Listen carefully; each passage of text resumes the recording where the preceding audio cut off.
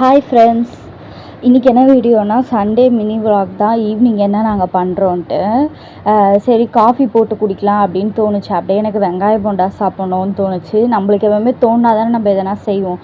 அந்த மாதிரி தான் சரி வெங்காயத்தை கட் பண்ணிக்கிட்டேன்.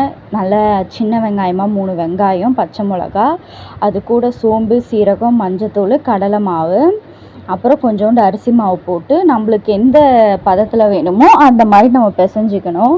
பிசைஞ்சு நம்மளுக்கு பிடிச்ச ஷேப்பில் நம்ம போட்டுக்கலாம், இல்லை நம்மளுக்கு வர ஷேப்பில் போட்டுக்கலாம்.